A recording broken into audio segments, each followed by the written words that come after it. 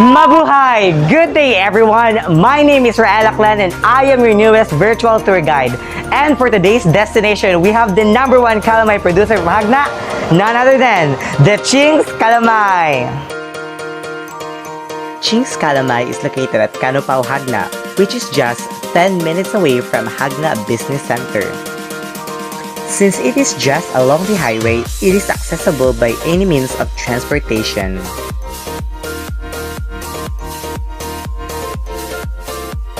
For safety concerns, I still need to wear hairnet, face shield, face mask, gloves, and of course, sanitized gown.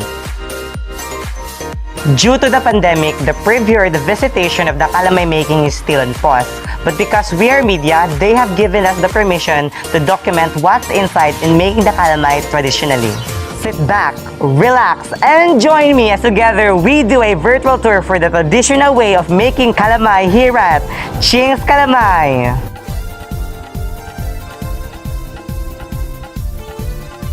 It's 5 o'clock in the morning and we are here in the grinding area of Ching's Calamay, wherein all the first part of making calamay will be made here. The process of making the coconut milk is one of their secret procedure. So we are not going to show you some of the process, but no worries.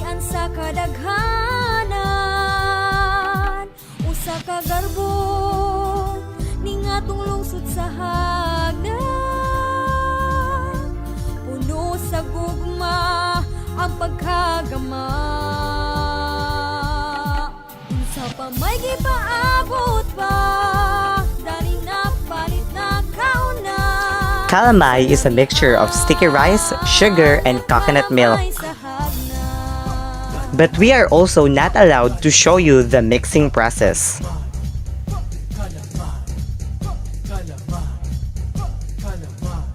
This is the beauty of Ching's Calamay, that even though we are now in the modern days, they still adopt the traditional way of making the calamay. Compared to others, here at Ching's Calamay, they really ensure the quality of the product. So, they cook the calamay for about 8 hours instead of the usual 6 hours. Imagine being the man in front, facing the heat for about 8 hours. Calamay is truly made of patience, love, and perseverance.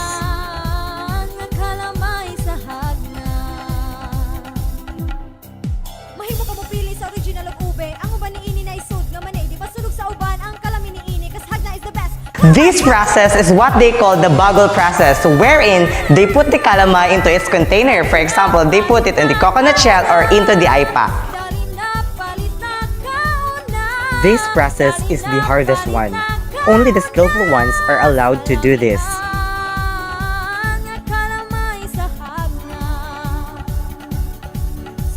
To put the calamay into its container, you need to do a rolling motion with the 2 forks you're holding. Then, reverse it when pouring into the container.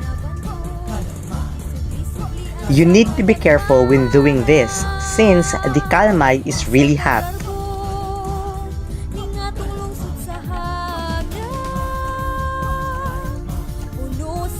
To cool down or ventilate the calamay, they're going to place it in the table.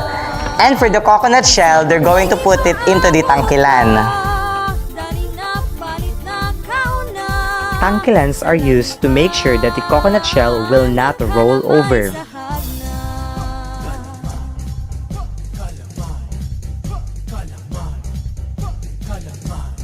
After being ventilated and cooled down for 2 hours, they are now going to seal the product.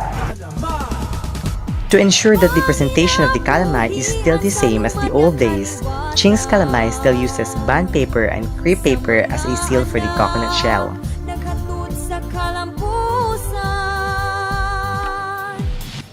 Did you know that the meaning of the red crepe paper and tape used to seal calamay is that there is a parish priest that was assigned in JAGNA who always craved for calamay, and his favorite belt is color red.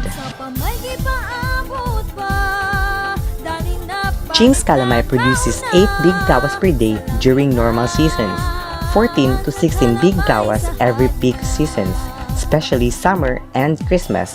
But due to the pandemic crisis, they can now just only produce one big kawa. Hagna is the best. Kalamay country! And of course, you won't leave this place without trying their best product. Here it is, I'm going to taste it now.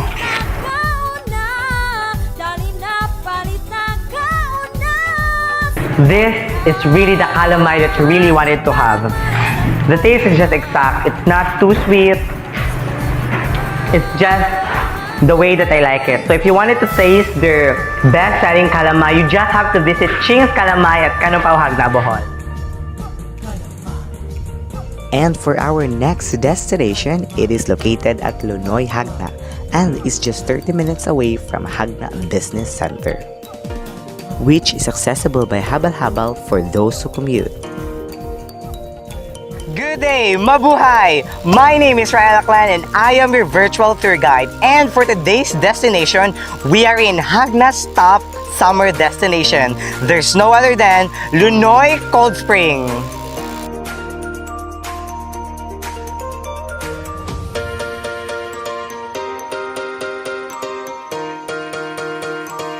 So we are now in the main entrance of Lunoy Cold Spring. Sit back, relax, and join me on my virtual tour in this paradise. Lunoy Cold Spring is open from 8 a.m. to 5 p.m. but temporarily closed due to the pandemic. This is the place for the adults, which is approximately 4 feet in depth. This spring is known for its natural coldness. For safety concerns, this is the only place where kids can swim, meaning the depth of the water is just approximately 2 feet. So no worries if you have little kids to bring out there because this is the perfect spot for them. Visitors said that the coldness is like a bucket full of ice, which they believe it comes from the spring's ground. So, to maintain its natural features, they did not change the flooring of the ground. The place is very isolated, so it is perfect for relaxation. Also, this spot is very budget-friendly. The entrance fee for adults is 10 pesos while 5 pesos for kids. This place is very perfect for those who wanted a stress reliever and a calming nature view. So what are you waiting for mga ka-virtual? Right after this pandemic? So good na!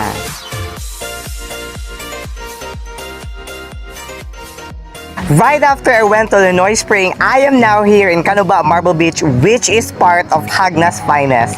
So come and join me as together we explore the wonderful Marble Beach of Jagna. Canova Beach is located along the roadside of Canova, Jagna, Bohol, which is just 20 minutes away from Jagna Business Center and is accessible by most means of transportation. This is how unique this beach is because there is no sand, which means all along the coastline, only marbles, pebbles, and stones are present. Canova Beach is really known for having marbles as the main ground instead of sands. This was featured by a lot of medias due to its uniqueness. Sometimes visitors and even I have encountered whales nearby. If you wanted to relax from city life, get rid of stresses from work, and shake off yourself from quarantine, Jagna's Canova Marble Beach should be part of your options. Food and nature are part of God's blessing. Jagna had them and had more to offer. Don't forget to visit Jagna after this quarantine. Thank you for joining me on my 2-day virtual tour, but Bohol's beauty doesn't just end here. So if you wanted me to document more virtual tours about Bohol's tourist spot, please don't forget to stay tuned and follow on the official DepEd Bohol social media account.